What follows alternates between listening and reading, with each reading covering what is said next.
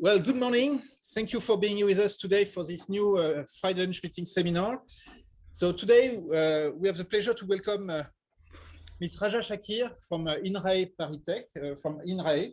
And you're also a researcher at, so INRAE is a well-known National Research Institute for Agricultural Economy, agriculture in general, and of course, as an agricultural economist, you're affiliated there. You know, in Paris-Saclay, which somehow changed a bit, it makes me a bit puzzled because you're affiliated also with Paris-Saclay University. And we are very pleased to welcome you for a presentation focusing on the impact of climate change on farmland prices, which is a hotly debated issue these days from a climate perspective. So thank you very much, Raja, for being with us today. You're an applied econometrician, having a deep expertise in agricultural economics. So thank you very much for showing us how climate change is affecting the price of farmland. Thanks a lot. Thank you very much. So thank you very much for the introduction. I would like, first of all, to thank you for inviting me to present my work here today. And I also would like to thank you for being here and for people who are on Zoom. So today I'm presenting a paper which is co-authored with François Barret. François is there. So the paper is entitled "The Impact of Climate Change on Farmland Prices, Repeat Ricardienne Analysis." So I think that I am in a place where I don't need to motivate so much the paper. So all of you know how climate change is a particular issue, and we are talking a lot about climate change regarding the temperatures this week, for example. So everybody is talking about this issue, and so we are focusing here on the impact of climate change on agriculture. So this is a very specific sector in terms of adaptation.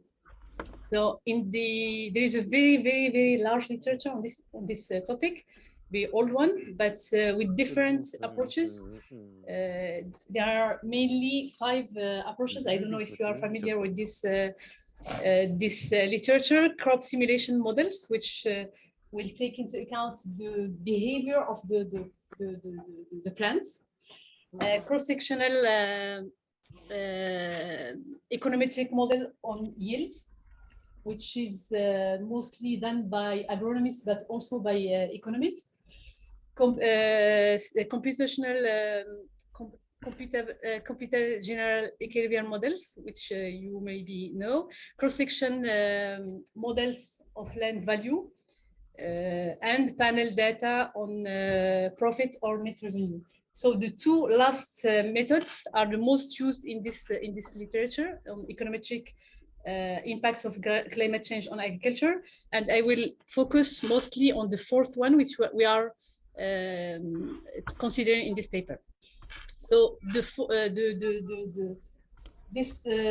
approach, which is called the ricardienne approach, was proposed in 1994 by Mendelssohn and co-authors, and they proposed to assess the impacts of climate change. It's Mendelssohn and Nordhaus who win the Nobel Prize very recently. So this method is very simple. It means that we are applying the hedonic approach to the agricultural sector. We are considering only the farmland prices. So this approach is called the ricardienne method, and it was proposed by Mendelssohn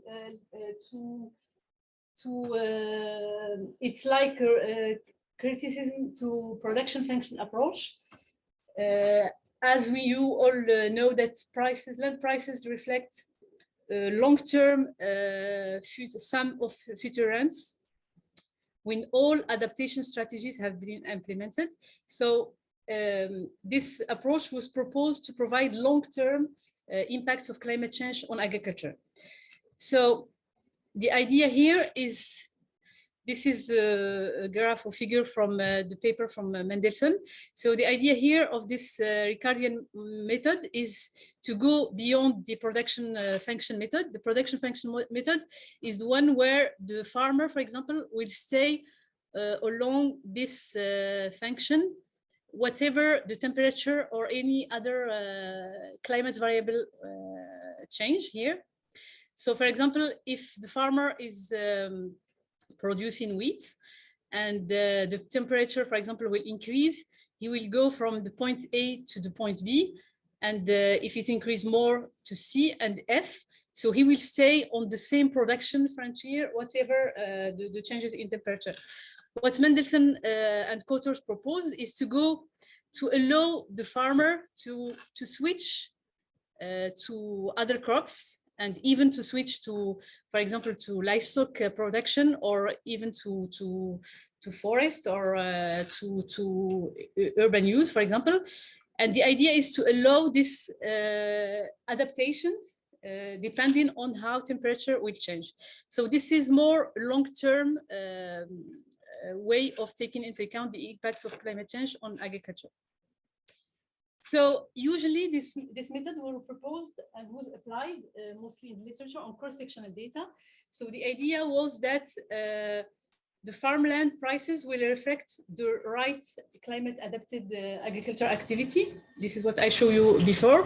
And that the identification strategy will be done on spatial heterogeneity. So we have land prices which are different in space, and climate which is different in space. And so this heterogeneity in land prices and in climate data will allow to estimate the impact of climate on farm price. So this method was very, very used, applied in the literature. You have more than 250 studies, and it was applied in more than 50 countries.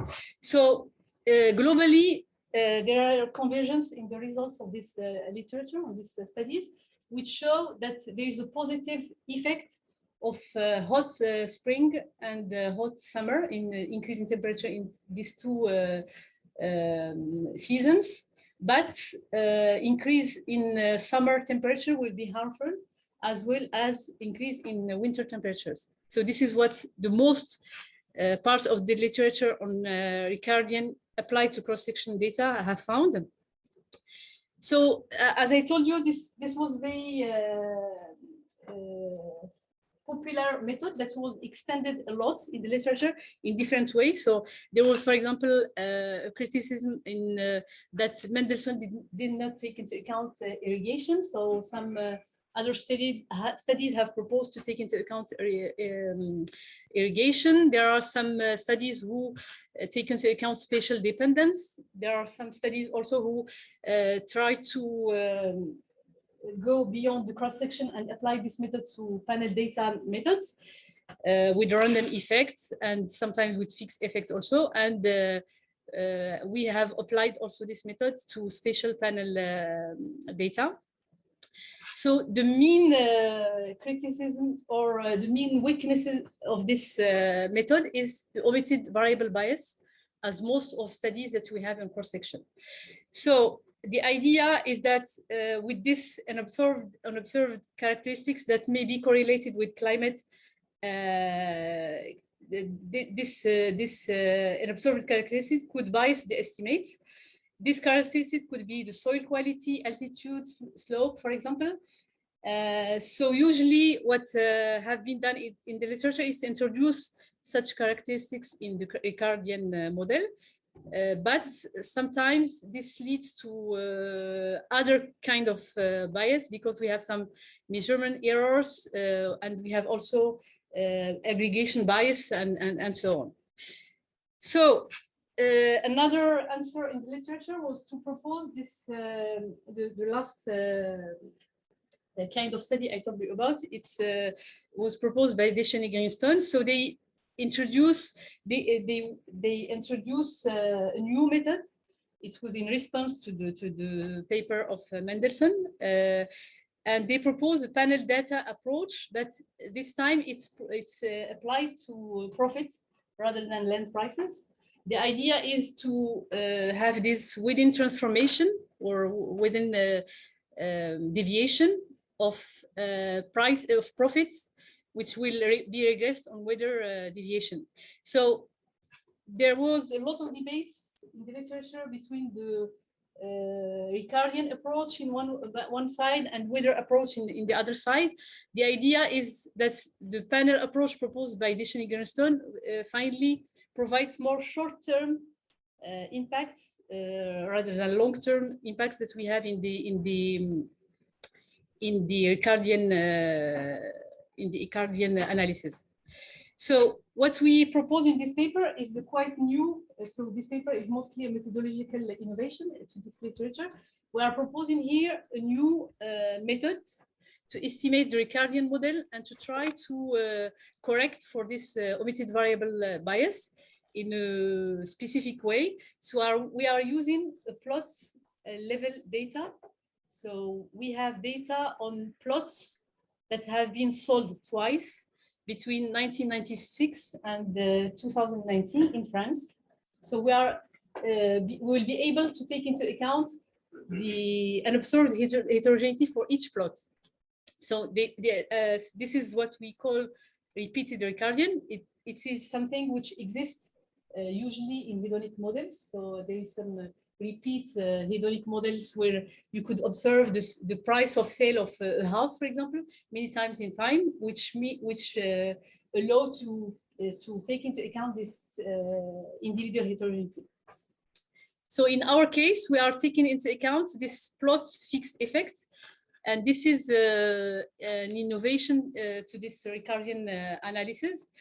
So we are taking into account this spatial and temporal heterogeneity. I will show you later on in my presentation. So what we propose will take advantage of both methods I told you about, the ricardienne cross-section method, which take into account long-term adaptation, but with this issue of omitted variable bias. And we are taking into account these omitted variables, like what have been done in the panel approach by Descheny-Gernstone. So how we contribute to this literature? We are contributing by estimating this first ricardienne model with individual fixed plot effects, which is an extension to most ricardienne panel data model. We are also here using this repeat sale. This is only the second repeat sale hedonic analysis that have been estimated in the literature. And we are also contributing to this. Our method is a kind of long difference studies. I don't know if you are familiar with this. These are studies who will take averages of two periods and take the difference, which will allow to capture this any heterogeneity. So what we are doing here, we are estimating, we are going to estimate our proposed approach, which is the repeat ricardienne model, and we are comparing this model with the pooled classic ricardienne model. We are applying this on a set of French farmland plots, which have been sold twice between 1996 and 2019. So we have 4,307 plots, which means the double number of transactions. So we have plot level information,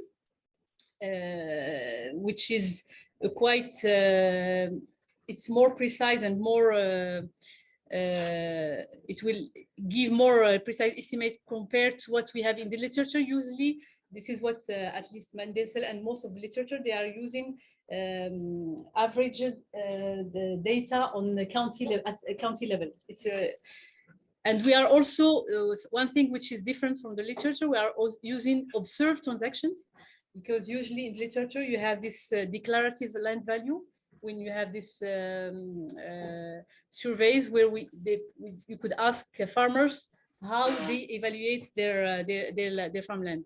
And we have, this is what I will try to show you and convince you that we have a representative set. Our data is representative of all other transactions, which mean all other plots that have been sold either more than two times or less than 2 times. So just to give you an overview of results. So what we found in our pooled ricardienne estimates, this is the standard ricardienne estimates. We we found the same results as in the literature, which means that we have positive effects of hotter spring and autumn, but negative effects of hotter summer and winter. And this is and the second result, which is very important, is that these results are not stable. They are very sensitive to our specifications. I will show you later on. The second result is that our repeated ricardienne estimates show a totally different picture from the results from the literature, which means that we have here a positive effect of hotter summer temperature, which is quite different from what we have.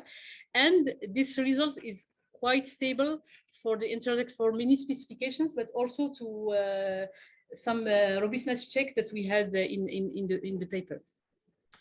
And finally, the last result, standard ricardienne models underestimate, according to our results, between 56% and 96% the positive impacts of climate change by the end of the century. So this is the outline of my presentation. So I will show you the empirical model. It's a very simple empirical model. Then I will present the data sources for farmland prices and climate. Then I will try to show you, to convince you how that we have enough heterogeneity in land prices and in climate data to be able to estimate the model, and I will show you the results and simulation of climate change impacts. So please feel free to interrupt me if you have any questions for clarification or. So this is, yeah. Just a quick question. I guess we're going to talk about this later on, but is there a particular reason why you're focusing on those plots that are sort twice, rather than twice? What do you mean? We could have more than twice? Yeah, my guess is that most of the transactions are period that the serving them so not even once, right? I guess. Sorry? Is there a big change? I will show you later. This is a very good question. We have put a lot of effort in the paper to show how different are these plots from the others and how representative is our data compared to all other transactions that we have in France. So this is the ricardienne, the classic ricardienne models. I don't know if you are familiar with this. So usually we regress the log of the price of land price, farmland price. On here we are the vector of climate variables. Here we could have the price is observed for each plot I in municipality J at time T. Donc in France, municipality c'est la commune. We have some variables which are specific to the municipality, some variables, to the plots, variables specific to the municipality, and variables who are specific to municipality and which are not constant in time. So here we could have, I will show you in the results, we could have variables like population density. And concerning the fixed variable in time, we could have altitude, slope, and soil conditions. And concerning variables on plot level, we have the plot size. So what we done here, we estimate 4 specifications. The first one is this model with the pooled estimation as proposed in Mendelssohn. The second one, when adding control variables with no year dummies. The third one with no control variable, but only with the time fixed effect. And the last one with control variables and time fixed effect. So what have been shown in the literature that we could have some measurement errors due to the fact that control variables are very heterogeneous among municipalities. So that's why our method, which will take into account the specific heterogeneity at the plot level, will allow to reduce this bias. So for example, this is the specification we are estimating. So we have a plot fixed effect for each transaction and each plot. And what we are estimating is the difference between the log, and here we should have the average of the log. So we are estimating this specification, which means that we have the difference in climate and average climate, and these characteristics which are varying in time and their average also. So this is our repeated sale model. And in the same way, we have also 4 specifications exactly in the same manner, with no control variables, with control variables and no time fixed effects, no control variable and time fixed effect, and both of them. So now I will show you the data we are using. So we use individual data, though we bought this data from Terval database. So we have exhaustive information on these transactions, which are, so we have all France except Île-de-France. So the data is very rich, so we could have what kind of transactions. So we only bought the data concerning farmland for this study. So usually, yeah. Just to be sure, I understand. So the kind of farming you're using what exactly? I will. It's coming. Thank you for helping me to to show that I choose the good way of telling you. So this is, I am talking about the prices. So what is new in our data is that we have no aggregation bias, because most of studies are done at the aggregate level. And we have no declarative bias because we have observed the prices of transactions. So we have 660,755 farmland transactions over the period. So we have 494 plots. This is what I told you about, which represent 1.36% of all French farmland plots that were sold during the period. So after some outlier removal, and we have a consistent sample of 4,307 observations. So now I will tell you about the climate. So here we are. So we have the data from Météo France. The database is called Safran, and we compute climate conditions. So I don't know if you are familiar with the difference between climate and weather. So we are using here a climate variable, which means that, so I will go to this later. So the data is available at grid level, c'est les mailles Safran, 8 km by 8 km. And we have, the question of the choice of the variables is a very good point in the literature. And it has been discussed many times in the literature. We have 2 ways, mainly 2 ways of doing this. We have the way that Mendelssohn proposed is to construct long-term average temperature and precipitation for the 4 seasons, for each season, for the 4 seasons. And the other way is to use what is called in the literature the cumulative degree days over the growing seasons. So what has been shown in the literature, in the comparison at least for the ricardienne models, the 4-season ricardienne was superior, which it gives some more interesting results compared to the degree days ricardienne model. So how we construct these 4-season variables? Sorry, yeah. So how we construct this? We construct, we have only 2 variables, temperature and precipitation. And the climate, by definition, it's an average over 30 years. This is a convention between climatologists to have this large period of time. So we consider this classic definition of what is climate. So climate is the average of, you could characterize climate with the average of temperature and precipitation over the last 30 years. So what we did here is to construct for each transaction the T-30 climate, which means T-30 average of temperature and precipitation.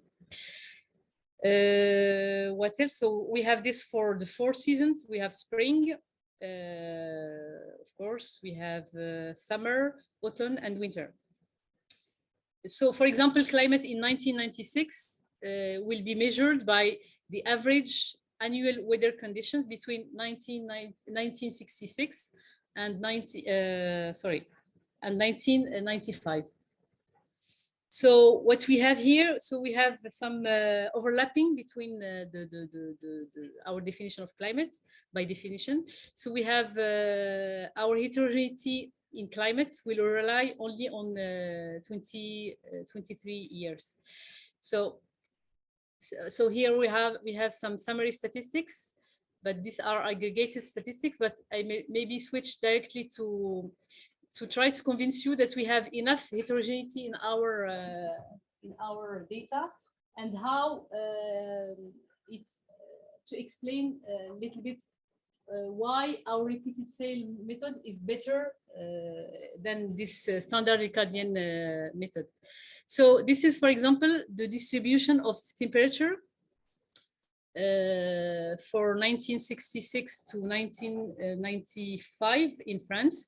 For spring, you have spring here, summer, autumn, and winter.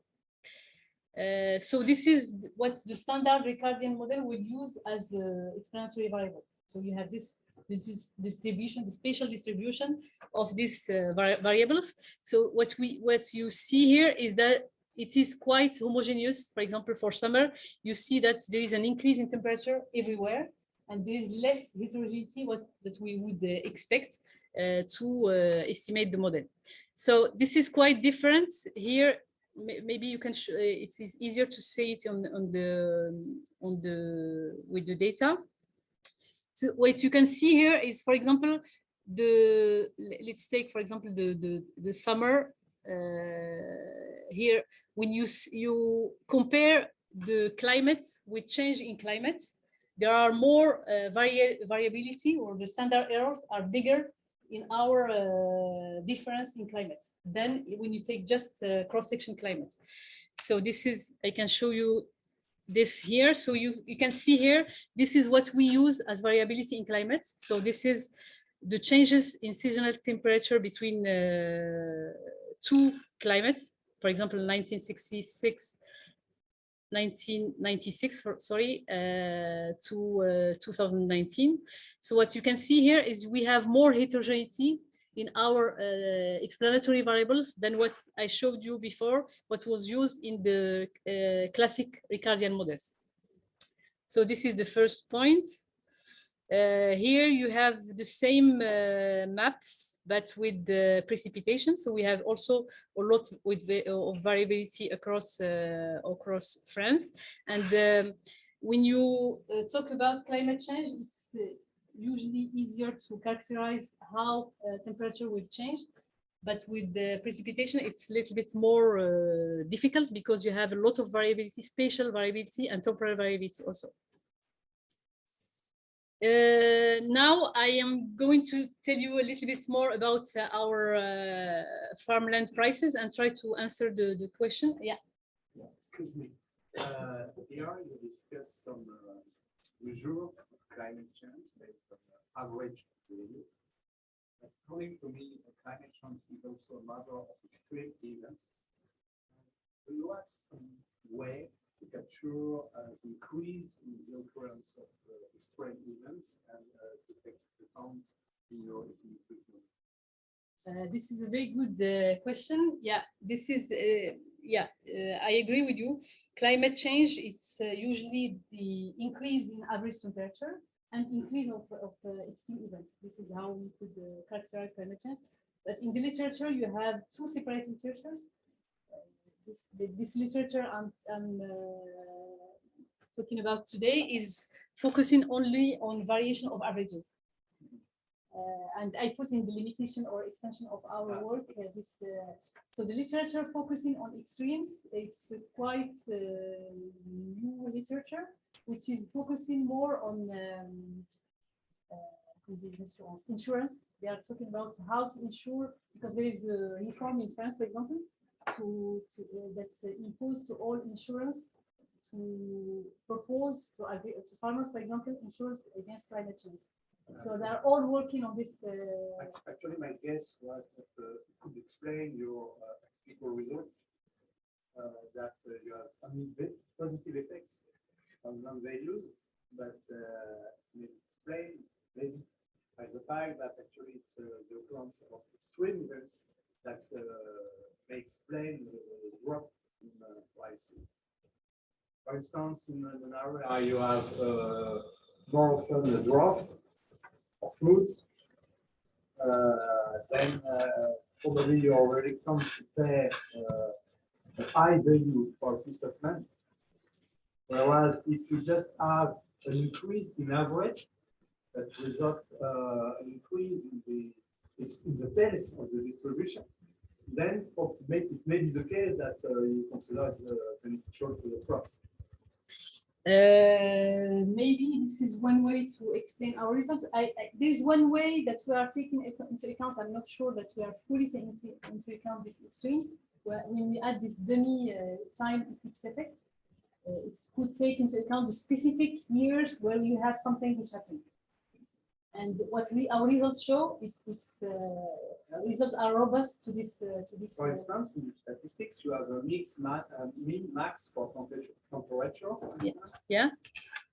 If you look at the change in the max per time. You could see here that there's not a lot of. You can see here it's quite. The max in the summer 1996 and 2019, it's almost the same here. You can see here. But I agree with you. Maybe we should see in our historical data on climate if there are any years that show abnormal outliers. Of course, the point here is that. Maybe if we have sales that are close to these years, we could see if there are some things which change. Because if you have 2 years which are very not very close to this abnormal, maybe they are not impacted directly. So we have maybe to check within the result. Okay, thank you. Yeah, I was here trying to tell you what is the specific about our sample or our data on the transactions, and to try to convince you that we have no selection bias by taking this only two the plots who have been sold only 2 times. So I hope I will try to convince you. So this is this is the data we are using in our paper, and this is the data aggregated data, which is the general population in France, all transactions that we observed between 1996 and 2019. And what you can see here with the statistical comparison is that the prices are statistically the same. The prices per hectare also statistically the same. The only difference is in the area of the plots. So what you can see here is there is a small, the plots which have been sold twice are a little bit smaller than the average plots in France that have been sold during the area. So this is the first point. So what you can see here is the spatial distribution of this data. So here you have the observed transactions, and here repeated sample transactions. So you can see that we have almost the same heterogeneity in our sample and within the general population transactions. So here we have because our data are not these are averages, but these are the data, the specific data at the plot level, and we can see here that you have This is to show you how heterogeneous you have between land prices in France. So this is the first map. And the second map is to show you the annual price variation between the two periods, the two sale periods. And we have variability, spatial variability, and we think that we have enough spatial variability to estimate our model. So I don't know, I didn't, how much time I have? How much time I have? Okay, so what time? Okay, I understand. Okay. So the results here, I present in this table. You have here the pooled standard ricardienne model, and here the repeated ricardienne model. And you have the impacts of different temperature by season and precipitations. And we have here the 4 specifications I told you about. The first one is only climate variables. The second one with climate variables and with the control variables, but with no time fixed effect. The third one with only time fixed effect, no control variables. And the fourth one with both of them. And exactly the same here in the repeated ricardienne.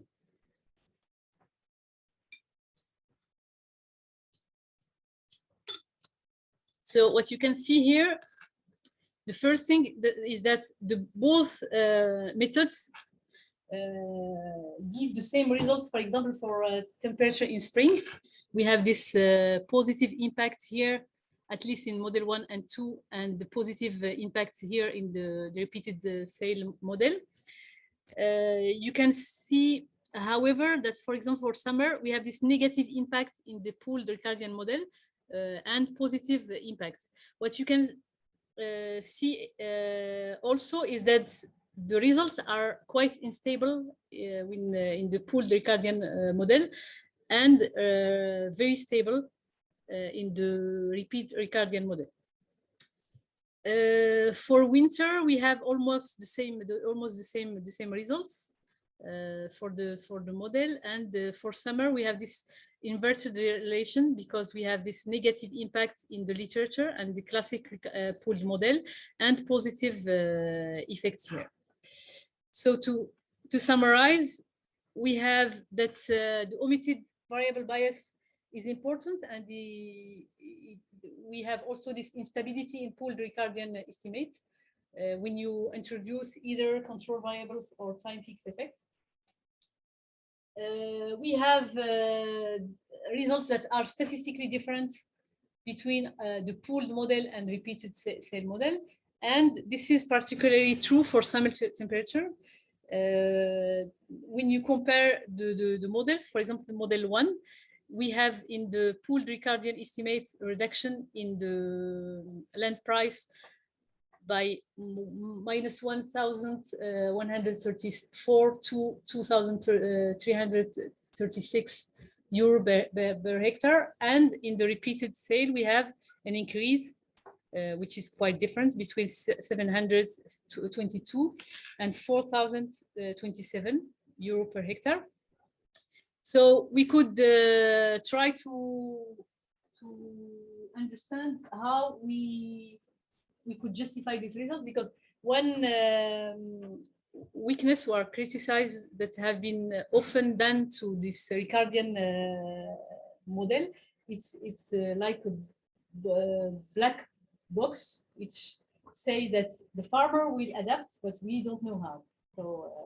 So here we are trying to understand at least what happened. So for us, one possible justification is to say that when I show you the graph at the beginning, we assume that the farmer is switching to more profitable crops when temperature increase.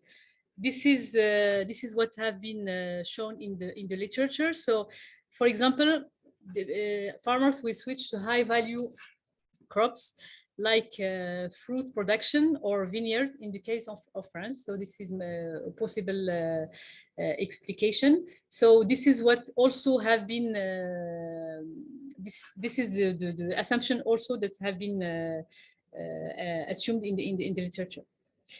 So to check whether our results are robust, we did some robustness analysis.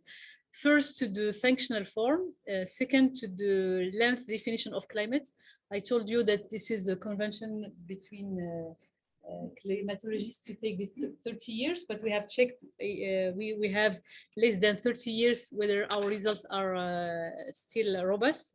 And the last one is to distinguish how long we have between two transactions, whether the two transactions, two sales, are very close in time or not. So this is also the third robustness check. So I will show you, for example, on the functional form, what we have is that here, we compare our linear and quadratic results, and what we show is that the results are almost the same, almost stable for most of our results, and we have the same difference between the pooled and repeated ricardienne model. Concerning the length definition of climate, so we consider less than 20 than 30 years. So these are the results of our model, the main model in the paper. So we compared with different definitions of climate within 20 years, 15 years, and 10 years. And the results are almost stable until 10 years, sometimes until 15 years, but are no more the same for 5 years. So maybe your point on we have to check whether if we restrict to less years, we have less extreme values or heats or something like this, and maybe this could explain results here, for example.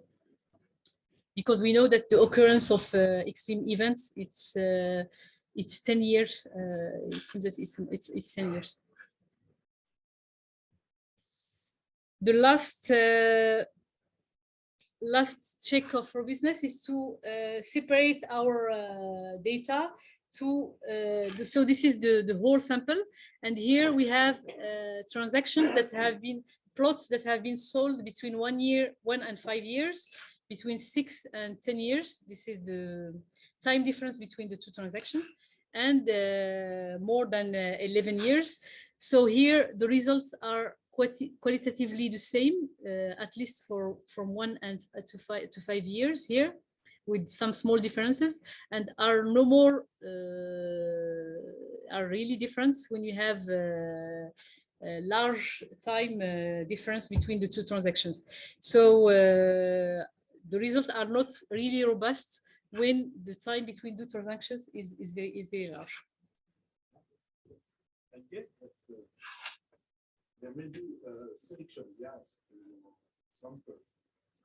When you use repeat sales for houses, for instance, houses, for instance, you have many reasons why you may resell house. For instance, if you have a change in your job, a job location, you will move. But for agricultural land, I think that it's not so often the case that a piece of land change for 10 years or so. I'm wondering whether there is not a solution yet, actually, when looking at too short time. You are talking about this. Are you talking about our whole sample, or only the whole sample could be? Yeah, even the whole sample. If you have... I showed you. I can come back to my. Okay, this one. I showed you some. Yeah, this is the figures to when we compare our sample and the whole plots that have been sold in France. And it shows that there is, so according to you, how to check whether we have our. Could you have, for instance, a first step model by using not only this is a form of plot of lands that have repeated sales, but try to have a model that try to explain the occurrence of multiple sales for one piece of land compared to population where there is no sales.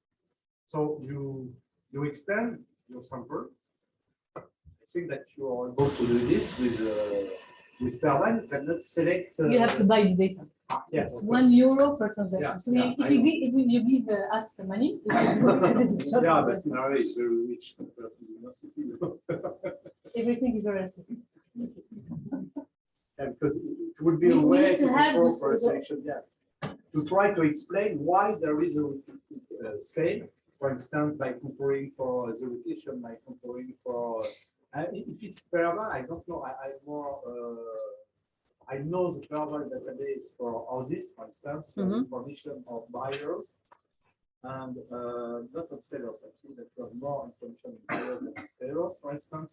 But if you have, for instance, information about the age of the person who sells the piece of land, you could be able to approximate the fact, for instance, that it's because of bankruptcy of the farm. If, for instance, it's a young guy or woman who sells the piece of land, it may be a signal that actually there is a bankruptcy problem, and maybe that there are some interesting problems with So, for example, this map shows all the data we have. So it shows that we have these two sales for these plots everywhere in France. Yeah, our period. Maybe at a more micro level, special micro level. And here at the aggregate level, you can see that we have almost the same heterogeneity in our sample and in the whole data. So I agree with you. We could have in mind this question: why these plots have been sold twice? But how to check at least what they are in specific? What we found, the only thing we found is that there are smaller plots in average compared to the others. Another thing is that we are taking a very large period, which allows to have a lot of variability. You could have sales for bankruptcy. You can have sales for retired people. So the period is so large that I think that we have all the reasons. It's a small pieces of land. Imagine that it's an area where you are very fragmented land property. That means that, for instance, if you have a farmer who retires, maybe that this small piece of land will be bought by another old farmer in the neighborhood just to increase the size of his farm, but himself will be retired maybe 10 years later, and so the initial piece of land will be resale. So it may be a signal that there is many old farmers in a very fragmented property complex, and we are not sure that the economic rationale in this kind of environment is the same than in other areas where you have large farms and there is no specific need to extend the whole surface of the farm. So what you are talking about have to have specific... Imagine that, for instance, you have important returns to scale. Maybe a reason why you are ready to pay a high value for some additional land, whereas in other areas where you have large farms, if you are diminishing returns to scale, then you are not willing to pay as much for the additional piece of land. So, yeah, I think that we could check what is specific in this plots. However, when we saw the data, I am quite convinced that there are plots which are representative of all the reasons we are talking about. So this is no more outlier to save for bankruptcy, to save for retirement. So this is something which occur every day, and these plots are representative on all reasons of saving a plot. No? If you just look at this map, for instance, you see that it seems at the first glance that there is a kind of concentration of cases in the west part. In Brittany. Yeah. Yeah, it looks like there are more. Yeah. Not in the east part, for instance. It's also reaching for agriculture. I think that here we have in the middle, the France, of course. You have big cities, and we have some forests here. And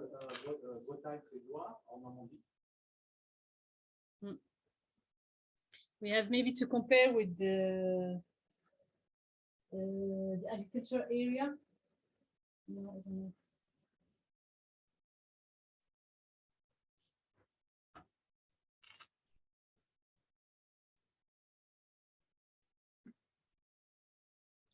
For me, we at least we have this spatial concentration here that we could check what is happening here, for example. But I don't see any really different thing compared to the whole sample. But we have to maybe. And climate is also different. Yeah, this, hopefully, because this is how we are estimating our model. We have this heterogeneity in climate, which allow us to estimate to explain this price heterogeneity. This is how we estimate the model. So I can go a little bit further. So we have also we have tried to check whether taking into account irrigation could change the results. By we have tried to distinguish between irrigated area and rain-fed area, and the results show that here we have the results of the repeated ricardienne only for irrigated departments and for rain-fed. So results show that our results for the whole sample are mainly derived by rain-fed departments. For this, for example, for this specific result, which is the beneficial impacts of climate temperature or summer temperature on farm price. Yeah. Is there a way to know which pieces of land are more sensitive to climate change per se? Because I find it interesting that most of the results are concentrating on those that are sold between 1 and 5 years, and not the ones on more than 11 years. So I was wondering whether, like, why that could be the case, because I would expect it to be, like, honestly, I would expect it to be like the same if the lands were homogeneous in the way that they were treated like climate, I guess. It could also be a selection bias in which I noticed that my land is highly sensitive to climate, hence I'm going to sell it more often. Well, but so have you thought about why you observed that big change? So you are talking about these results. Yeah, because that question of power. Yeah. Of course, because you don't have the same number of observations here. Yeah. So our observations are. It depends. It's enough, but it's not as much as the whole sample. So you lose some degree of freedom, and your point is that the selection bias is more in this time length between two transactions. So what can you do with a piece of land only for 1 year, right, or 2 years? I don't know, to be honest, but I would expect that you can produce it to do only for more than 1 year. But so I'm just interested in knowing, like, why is it that it's maybe these are when you have 1 year, it could be something like speculation. I don't know. I don't know if Francois have some intuition, but I don't know exactly what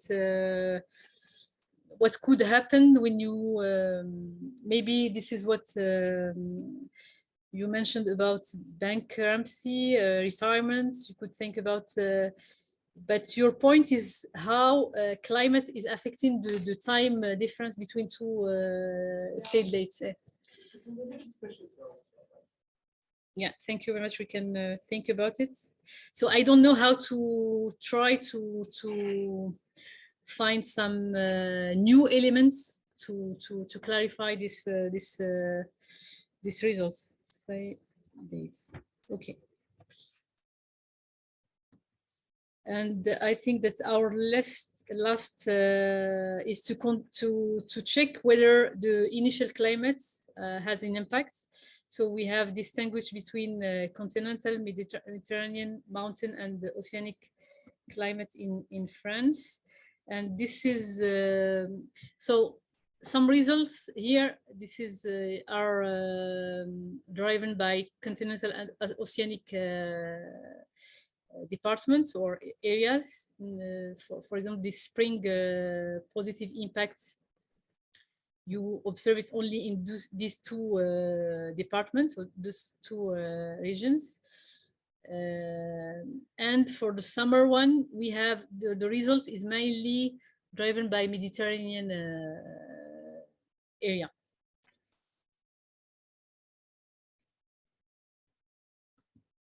Okay, and finally, we have we took the results from our estimation, and we run some simulation of scenarios, 3 scenarios of climate change for 2 time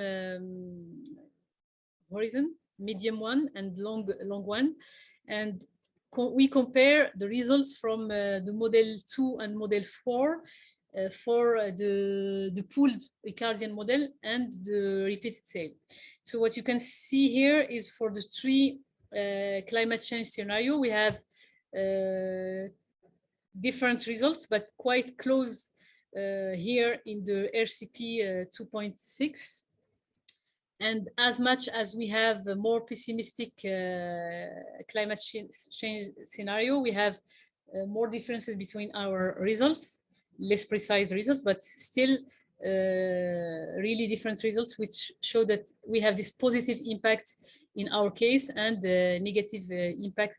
It's small positive or non-significant in the case of pooled ricardienne, and positive and significant in the case of repeated sale model. And we have the same, almost the same results here when you go beyond this short-term to long-term results.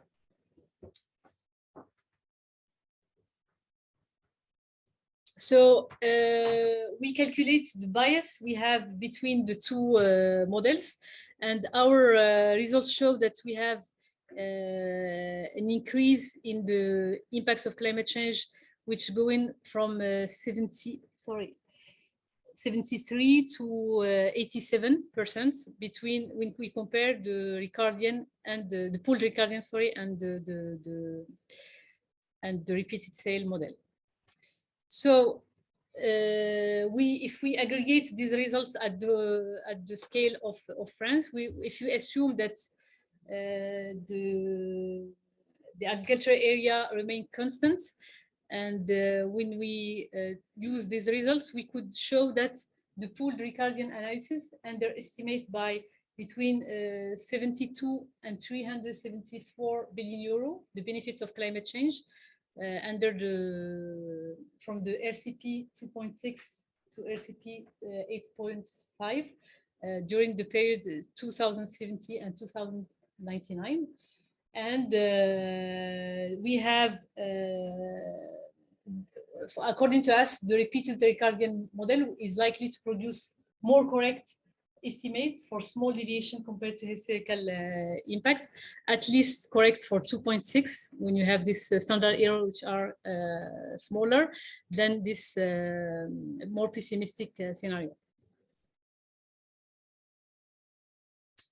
So to conclude, we have proposed here a new methodology to correct for the omitted variable bias that is were mentioned in the ricardienne analysis. So we propose what we call the repeat ricardienne analysis, which combine the advantage of the ricardienne analysis and the panel data techniques proposed by Deschen and Greenstone. So we have used this sample of farmers who were sold twice during the period, and we have no aggregation bias because we have the plot level data. We have no declarative bias because we have observed sale transactions, and we have representative I don't know if you are convinced by this representativeness, but according to our results, at least we have representative data to the all transaction in France. So we have the mean result is that the pooled ricardienne is not stable when we have this different specification. And we have also a very important result, which is really different from the literature, is that we have this positive impact of summer temperature, in our repeated ricardienne model. And our repeated ricardienne model is also robust to all check over business I show you, for example, the choice of functional form and control variables. So according to our results, the omitted variable bias could lead to an underestimation of the impacts of future climate change for farmland values between 56% and 96%. And to conclude, I was mentioning some ways of some future extension, and which are the actual limitation of our paper. So to take into account the role of market regulation, because we are assuming that there is no, yeah, c'est ça. But this is the new project we are going to work on with François, to take into account what was mentioned, extreme events. So how to combine this average variation with extreme events. And also there is some papers in the literature to try to say that farmers are already anticipating climate change and how to take this in our model. So that's all for me. Thank you very much.